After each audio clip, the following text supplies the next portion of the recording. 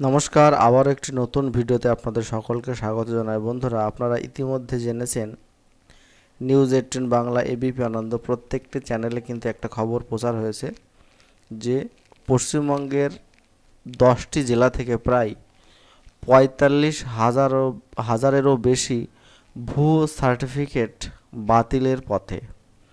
তার মধ্যে SC, ST, OBC প্রত্যেকের সার্টিফিকেট কিন্তু রয়েছে।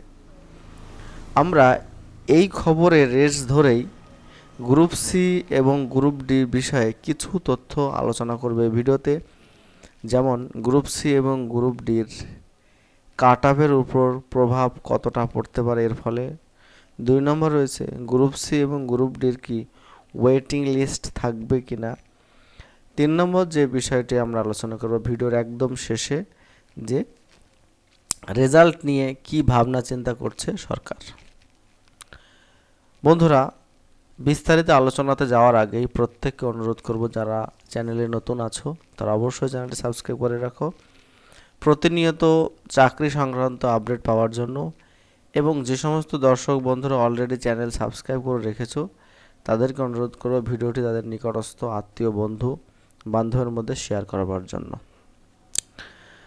গতকাল হঠাৎ নিউজটি আমাদের সামনে আসলো যে প্রায় 45,000-এর অধিক ভুয়ো সার্টিফিকেট বাতিলের পথে। সেখানে এসসি, এসটি, ওবিসি প্রত্যেকই সার্টিফিকেট রয়েছে এবং মাত্র 10টি জেলা থেকে কিন্তু এই হিউজ পরিমাণ জাল সার্টিফিকেট ধরা পড়েছে। এর প্রভাব কিন্তু প্রত্যেকটা রিক্রুটমেন্টে পড়তে চলেছে, অনগোয়িং এবং নতুন যে রিক্রুটমেন্টগুলো আসতে চলেছে। অনগোয়িং রিক্রুটমেন্ট যেমন রয়েছে ডব্লিউপি কনস্টেবল, কেপি কনস্টেবল, রয়েছে এসএলএসটি 9-10, রয়েছে 11-12 এবং রয়েছে সর্বোপরি গ্রুপ সি, গ্রুপ ডি। মূলত আমরা গ্রুপ সি, গ্রুপ ডি নিয়ে আলোচনা করব। প্রথম যে প্রশ্নটা আমরা রেখেছি আপনাদের সামনে, যে এই গ্রুপ সি, গ্রুপ ডি, বন্ধুরা প্রায় 16 লক্ষ ক্যান্ডিডেট কিন্তু গ্রুপ সি এবং গ্রুপ ডির পরীক্ষা দিয়েছে। এবং যদি এখন থেকে ভেরিফিকেশন শুরু হয়ে যায়, সেখানে কিন্তু একটা বিরাট সংখ্যক ক্যান্ডিডেট ধরা পড়তে চলেছে এসসি, এসটি এবং ওবিসির ভুয়ো সার্টিফিকেট, এবং এর প্রভাব কিন্তু সরাসরি কাট অফের উপর পড়বে। আমরা যে কাট অফগুলো আলোচনা করি প্রতিনিয়ত এবং বিভিন্ন চ্যানেলে, প্রত্যেকটা চ্যানেলের কাট অফের যে মান দেওয়া হয়েছিল তার থেকে 3 থেকে 4 নাম্বার কিন্তু কম লাগবে।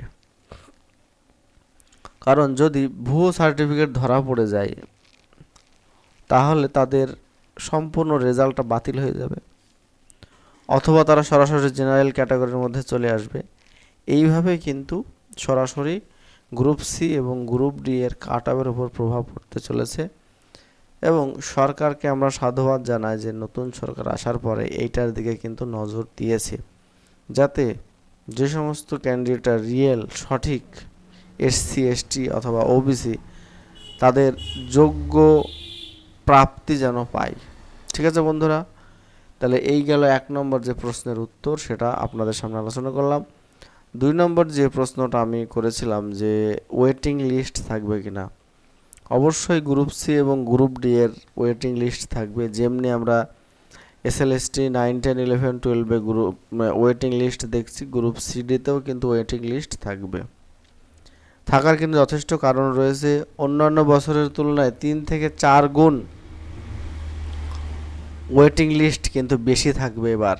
কারণ হচ্ছে, দেখা গেল একটা ভুয়ো স্টুডেন্ট, অর্থাৎ যে একটা ফেক এসসি সার্টিফিকেট তৈরি করেছিল এবং সে অলরেডি ওই এসসি ক্যাটাগরির মধ্যে গিয়ে সে ডাক পেল, রীতিমতো ডকুমেন্ট ভেরিফিকেশনে গিয়ে সে কিন্তু বাদ চলে যাবে। তখন কিন্তু ওই যে পোস্টটা ওই ওয়েটিং লিস্ট থেকে ডাকা হবে, এবং এটা আন্দাজ করা যাচ্ছে প্রচুর কিন্তু ভুয়ো সার্টিফিকেটওয়ালা ক্যান্ডিডেট বের হতে চলেছে।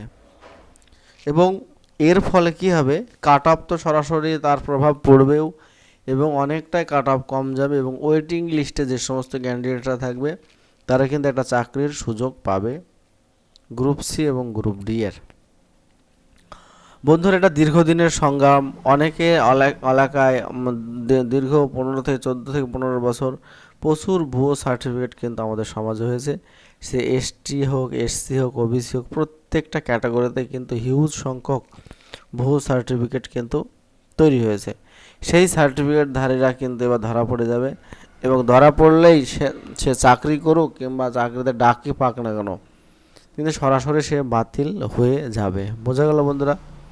3 নম্বর যে বিষয়টি আমরা আলোচনা করতে যাচ্ছি, রেজাল্ট কবে নাগাদ প্রকাশিত হতে পারে। WBSSC কিন্তু এখন মিশন মোডে রয়েছে।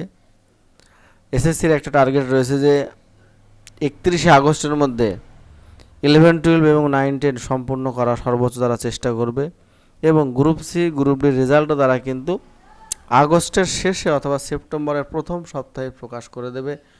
প্রকাশ করে দিয়েই কিন্তু মিশন মোডে চলে যাবে। মিশন মোডে যাওয়ার কারণ হচ্ছে যে দীর্ঘদিন অপেক্ষা করার পরে ছাত্রছাত্রীর মনে একটা দ্বিধাদ্বন্দ্ব তৈরি হয়েছে, তারা কোন দিকে যাবে, কি করবে। সেই জন্য কিন্তু আমাদের শিক্ষামন্ত্রীও কিন্তু এই নিয়ে একটা বৈঠক করেছে স্টুডেন্টদেরকে একটু শান্ত করার জন্য। কারণ প্রায় 5 থেকে 6 মাস হতে চললো, রেজাল্টের কিন্তু কোনো রকম খবর নেই। আমি আশ্বস্ত হই শিক্ষামন্ত্রীর কথায়, কিন্তু আবার অস্বস্ত হয়ে যায়, কারণ স্টুডেন্টরা দীর্ঘদিন ধরে অপেক্ষা করছে।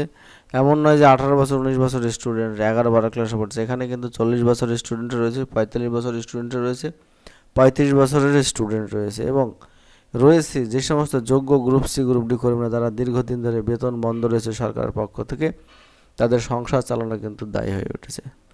সরকারের কাছে আমাদের করজোড়ে নিবেদন থাকবে, অবশ্যই এসএলএসটি 9, 10, 11, 12 যেমন মিশন মোডের মাধ্যমে কাজ চালিয়ে যাচ্ছে সরকার অবিরাম, তেমনি গ্রুপ সি, গ্রুপ ডি কিন্তু কাজ চালাতে হবে অবিরাম, এবং যত শীঘ্র সম্ভব সঠিকভাবে মূল্যায়ন করে চাকরির ব্যবস্থা করা। এই যে 2016 সালে যে চাকরি পেয়েছে স্টুডেন্টরা, যারা চাকরি করছে, এর ভিতরেও কিন্তু দেখতে গেলে ভুয়ো সার্টিফিকেট রয়েছে অনেকের, তারা কিন্তু সরাসরি বাদ চলে যাবে, তাদের চাকরিটা কিন্তু থাকবে না। বোঝা গেল? এই যে বিশাল একটা বার্তা তোমাদের সঙ্গে শেয়ার করলাম, অবশ্যই ভিডিওটি তোমরা লাইক, শেয়ার, কমেন্ট করবে, আর চ্যানেলে নতুন হলে অবশ্যই চ্যানেলটি সাবস্ক্রাইব করে রাখবে। ধন্যবাদ। আজকে তবে আসি, নতুন আবারও একটা নতুন ভিডিওতে আপনাদের সঙ্গে দেখা হচ্ছে।